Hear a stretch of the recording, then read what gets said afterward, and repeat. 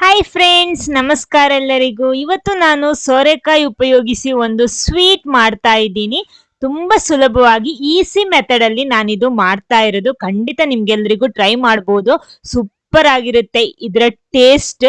ಸೋರೆಕಾಯಿ ನಿಮ್ಗೆ ಗೊತ್ತು, ತುಂಬಾ ಗುಣಗಳಿರುವಂತ ಒಂದು ತರಕಾರಿ. ಬೇಕಾದಷ್ಟು ನೀರಿನ ಅಂಶನೂ ಇದ್ರಲ್ಲಿ ಇದೆ. ಬನ್ನಿ ಇದ್ರಲ್ಲಿ ನಾವು ಯಾವ ರೀತಿ ಸ್ವೀಟ್ ಮಾಡೋದಂತ ನೋಡೋಣ.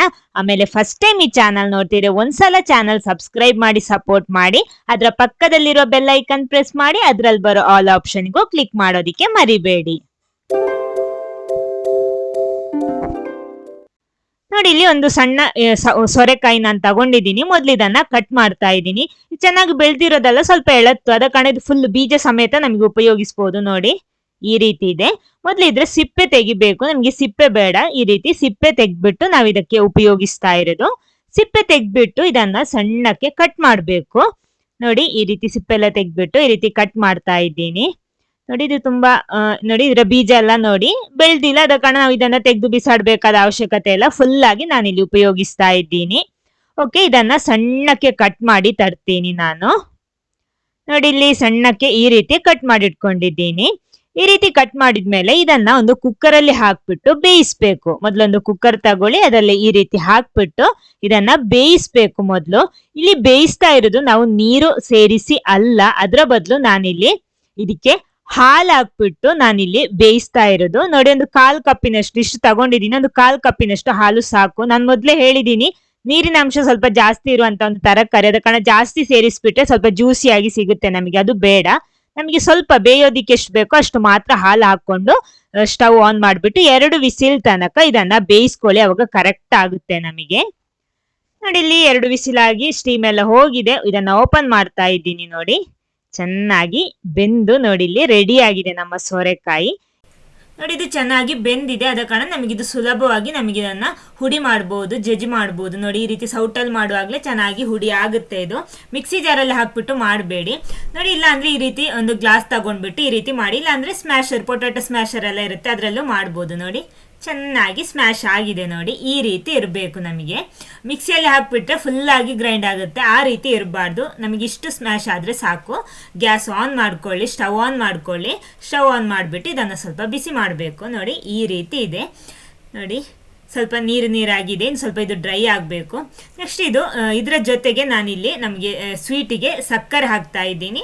ನಿಮಗೆ ಸ್ವೀಟ್ ನೋಡ್ಕೊಂಡು ಹಾಕೋಬಹುದು, ಇಷ್ಟೇ ಹಾಕ್ಬೇಕಂತ ಏನಿಲ್ಲ. ನೀವು ಟೇಸ್ಟ್ ನೋಡ್ಕೊಂಡು, ನಾನಿಲ್ಲಿ 1/2 ಕಪ್ ಇಲ್ಲ, ಸ್ವಲ್ಪ ಕಡಿಮೆ ಹಾಕ್ಕೊಂಡಿದ್ದೀನಿ. ನಿಮ್ಗೆ ಎಷ್ಟು ಬೇಕೋ ನೋಡ್ಕೊಂಡು ಹಾಕೋಬಹುದು, ತೊಂದರೆ ಏನಿಲ್ಲ. ನೋಡಿ, ಹಾಕ್ಬಿಟ್ಟು ಇದನ್ನು ಚೆನ್ನಾಗಿ ಮಿಕ್ಸ್ ಮಾಡ್ಕೊಳ್ಳಿ. ಸಕ್ಕರೆ ಮತ್ತು ಸೋರೆಕಾಯಿ ಮಿಕ್ಸ್ ಚೆನ್ನಾಗಿ ಮಿಕ್ಸ್ ಆಗಬೇಕು. ನೋಡಿ, ಇಲ್ಲಿ ಚೆನ್ನಾಗಿ ಮಿಕ್ಸ್ ಆಗಿದೆ. ಇದಕ್ಕೆ ಸ್ವಲ್ಪ ಏಲಕ್ಕಿ ಹುಡಿನೂ ಹಾಕ್ತಾ ಇದ್ದೀನಿ. ಏಲಕ್ಕಿ ಹುಡಿ ಹಾಕ್ಬಿಟ್ಟು ಚೆನ್ನಾಗಿ ಮಿಕ್ಸ್ ಮಾಡ್ಕೊಳ್ಳಿ. ನೋಡಿ, ಇವಾಗ ಸ್ವಲ್ಪ ಸ್ವಲ್ಪ ಡ್ರೈ ಆಗ್ತಾ ಬಂದಿದೆ. ನೋಡಿ, ಈ ರೀತಿ ಇದೆ. ನೋಡಿ, ಆಮೇಲೆ ಸ್ವಲ್ಪ ಬಾದಾಮ್ ಮತ್ತು ಗೋಡಂಬಿನ ನಾನು ತುಪ್ಪದಲ್ಲಿ ಫ್ರೈ ಮಾಡಿಬಿಟ್ಟು ಇದಕ್ಕೆ ಇವಾಗ ಹಾಕ್ತಾ ಇದ್ದೀನಿ. ನೋಡಿ, ಚೆನ್ನಾಗಿ ಮಿಕ್ಸ್ ಮಾಡ್ಕೊಳ್ಳಿ ಒಂದ್ಸಲ. ನೋಡಿ, ಇವಾಗ ಡ್ರೈ ಆಗ್ತಾ ಬಂದಿದೆ. ಮೀಡಿಯಂ ಫ್ಲೇಮಲ್ಲಿಟ್ಟು ಮಾಡಿಕೊಂಡ್ರೆ ಸಾಕು. ಹೈ ಫ್ಲೇಮಲ್ಲಿಟ್ಟು ಮಾಡಬೇಡಿ, ನಿಧಾನಕ್ಕೆ ಡ್ರೈ ಆದರೆ ಸಾಕು. ನೋಡಿ, ಇನ್ನು ಸ್ವಲ್ಪ ಡ್ರೈ ಆದ ಕೂಡಲೇ ಇದಕ್ಕೆ 1/4 ಕಪ್ಪಿನಷ್ಟು ಹಾಲಿನ ಹುಡಿ ಹಾಕ್ತಾ ಇದ್ದೀನಿ ನಾನು.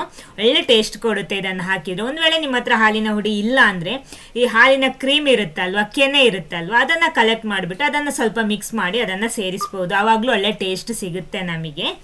ಓಕೆ, ಹಾಕ್ಬಿಟ್ಟು ಒಂದ್ಸಲ ಚೆನ್ನಾಗಿ ಮಿಕ್ಸ್ ಮಾಡ್ಕೊಳ್ಳಿ. ಇನ್ನಿದು ಅಂದರೆ ಹಾಲಿನ ಹುಡಿ ಚೆನ್ನಾಗಿದ್ದ ಜೊತೆ ಮಿಕ್ಸ್ ಆಗಬೇಕು, ಗಂಟು ಕಟ್ಕೋಬಾರ್ದು. ಚೆನ್ನಾಗಿ ಮಿಕ್ಸ್ ಮಾಡ್ಕೋಬೇಕು. ನೋಡಿ, ಈ ರೀತಿ. ಓಕೆ, ಆಮೇಲೆ ಇದಕ್ಕೆ ತುಪ್ಪ ಲಾಸ್ಟ್ಗೆ ಸೇರಿಸ್ಕೊಂಡ್ರೆ ಸಾಕು. ಮೊದಲೇ ಸೇರಿಸ್ಬೇಕಾದ ಅವಶ್ಯಕತೆ ಇಲ್ಲ. ನಾನಿಲ್ಲಿ 1 ಸ್ಪೂನ್ ತುಪ್ಪನೇ ಇದಕ್ಕೆ ಬಳಸಿರೋದು. ಇಷ್ಟಕ್ಕೆ ಸಾಕಷ್ಟು ಚೆನ್ನಾಗಿ ಟೇಸ್ಟ್ ಕೊಡುತ್ತೆ. ಓಕೆ, ನೋಡಿ, ಇವಾಗೆಲ್ಲ ಚೆನ್ನಾಗಿ ಮಿಕ್ಸ್ ಆಗಿದೆ. ನೋಡಿ, ಇನ್ನು ಸ್ವಲ್ಪ ದಪ್ಪ ಬರಬೇಕಂದ್ರೆ ಸ್ವಲ್ಪ ಡ್ರೈ ಆಗಬೇಕು. ನೋಡಿ, ಈ ರೀತಿ ಇದೆ. ಇನ್ನು ಸ್ವಲ್ಪ ಹೊತ್ತು ಇದನ್ನು ಈ ರೀತಿ ಮಿಕ್ಸ್ ಮಾಡ್ತಾನೆ ಇರಿ. ಸ್ವಲ್ಪ ಹೊತ್ತು. ನೋಡಿ, ಇವಾಗ ಈ ರೀತಿ ಇದೆ. ನೋಡಿ, ಸ್ವಲ್ಪ ಡ್ರೈ ಆದರೆ ಸಾಕು. ಇದು ಜಾಸ್ತಿ ಡ್ರೈ ಆಗಲ್ಲ.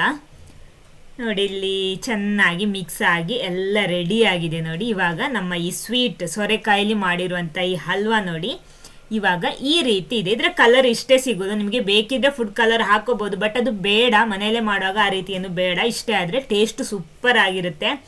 ನೋಡಿ, ಸಾಕು. ನಾನು ಫ್ಲೇಮ್ ಆಫ್ ಮಾಡ್ತಾ ಇದ್ದೀನಿ. ಸ್ಟವ್ ಆಫ್ ಮಾಡಿಬಿಟ್ಟು ಇದನ್ನೊಂದು ಪ್ಲೇಟಿಗೆ ಹಾಕ್ಬಿಟ್ಟು ಸರ್ವ್ ಮಾಡೋಣ. ನೋಡಿ, ಈ ರೀತಿ ಇದೆ ನಮ್ಮ ಹಲ್ವಾ. ಸೂಪರ್ ಸೂಪರ್ ಟೇಸ್ಟ್ ಕೊಡುತ್ತೆ. ಇದು ಖಂಡಿತ ಒಂದ್ಸಲ ಆದರೂ ನೀವು ಟ್ರೈ ಮಾಡಲೇಬೇಕಾದಂಥ ಒಂದು ರೆಸಿಪಿ, ಹೆಲ್ದಿ ಕೂಡ. ಓಕೆ, ಈ ವಿಡಿಯೋ ನಿಮ್ಗೆ ಇಷ್ಟ ಆದರೆ ಖಂಡಿತ ಲೈಕ್ ಮಾಡಿ ಈ ವಿಡಿಯೋನ. ಅದೇ ರೀತಿ ಎಲ್ಲರ ಜೊತೆನೂ ಶೇರ್ ಮಾಡಿ. Okay, thank you.